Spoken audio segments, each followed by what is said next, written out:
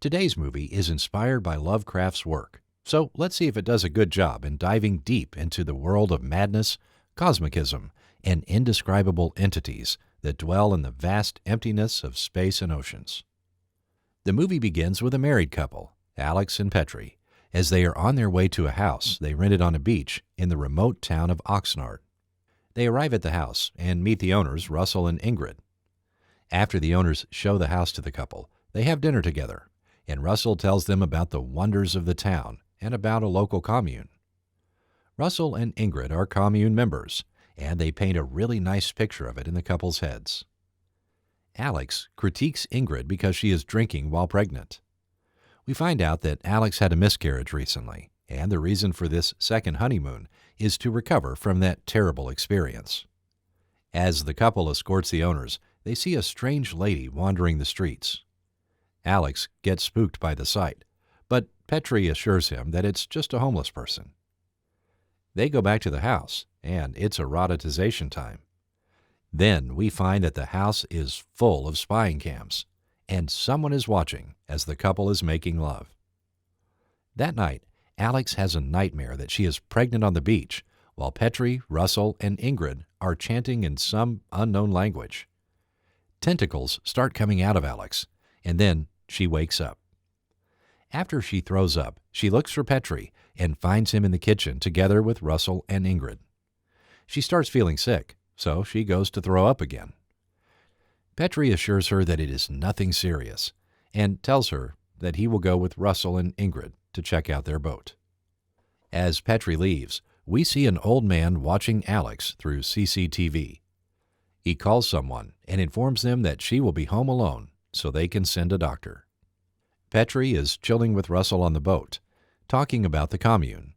He sees Russell's tattoo, and when he asks about its meaning, Russell tells him that it represents the death of the world and the birth of a new one. I don't know, man. That is really creepy.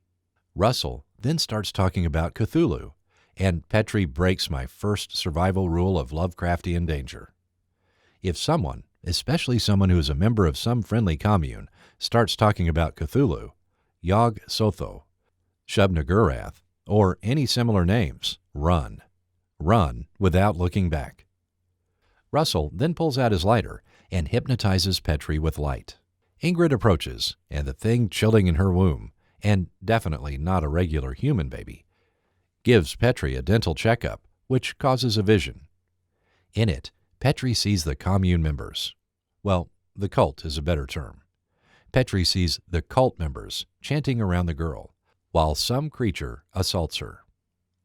After the vision ends, Russell tells Petri to forget what he saw and feel gratitude towards him and Ingrid.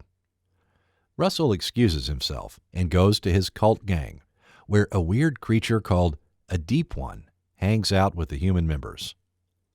Russell tells them how Petri is a perfectly chosen one and that he will join them. At the same time, a really weird doctor visits Alex and asks her to give her a urine sample, explaining that her sickness may be connected to her miscarriage. Alex gives the doctor a sample and then escorts her. As the doctor leaves, a crazy lady named Ambrose appears. She tells Alex to leave this place because it's not safe, that the cult is watching, and that they took her daughter. Ambrose then leaves, and at the same time, a local sheriff appears and tells Alex not to listen to Ambrose. His timing makes me think that he was hanging out around the corner, waiting for Ambrose to come and go so he can tell her. Alex decides to listen to the sheriff and breaks my second survival rule. In situations like this, no matter what, always listen to the crazy people. They are always right. That night, Petri returns all happy and sees that Alex's friend Deb paid them a visit. Petri tells Alex that Russell invited them to the commune. My bad, the cult party. Alex decides that it's a good idea to go and invites Deb to join them. The girls go to get ready, and then we see that the cult is watching them. The doctor tells Ingrid that Alex's results are perfect and that she is ovulating, and the cult starts chanting praise to their god in an unknown language. At the same time, Ambrose is outside looking for her daughter, when someone, or something, starts chasing her through the dark, empty streets. She manages to get into her car, but, surprise, Russell is chilling in the back seat. He tells Ambrose that she just escaped from her daughter, who really wants to see her.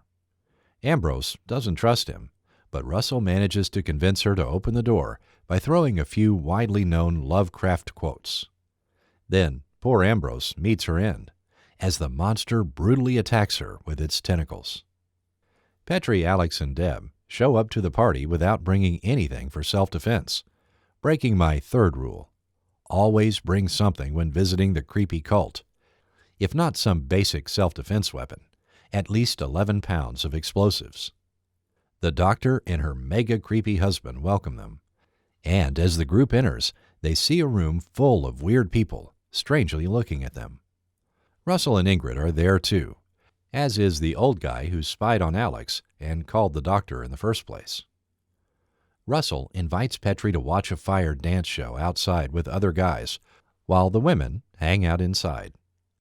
Now, Petrie, activate those 11 pounds of explosives you brought. Oh, that's right. He didn't.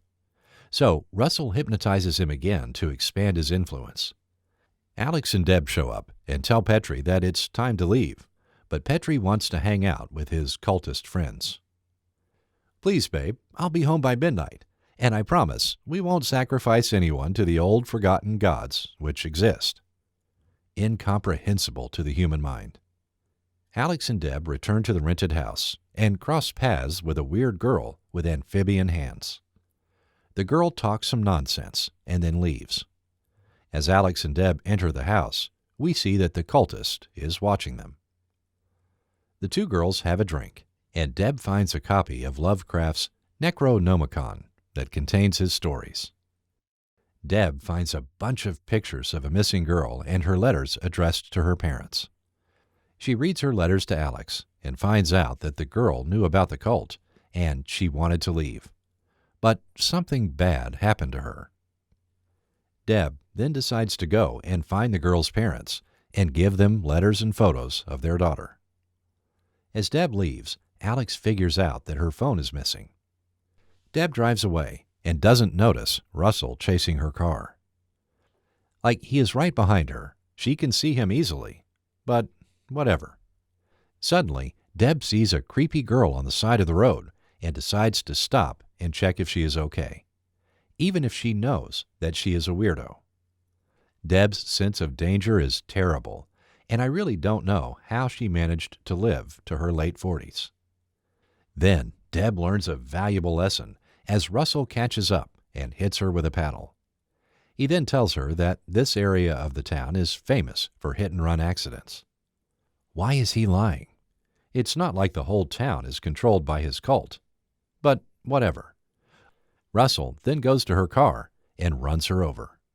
Alex finds out the whole house is filled with cameras, and then she gets a call from someone who is practicing throat singing. The lights go out, and the throat singing from the phone becomes louder. Alex picks up a dagger and goes downstairs to investigate. There, she finds Petrie behind the door, and she tells him everything about her findings. But he doesn't pay attention to that, because he is a cultist now. He takes Alex to the kitchen, where Russell and Ingrid magically spawn. Russell explains to her that she is chosen to carry a child of Dagon, a god worshipped by the Deep Ones, an amphibious humanoid race that lives in the Earth's oceans. Russell then tries to hypnotize Alex, but fails, and she stabs him with the dagger. At that moment, Petrie comes to her senses.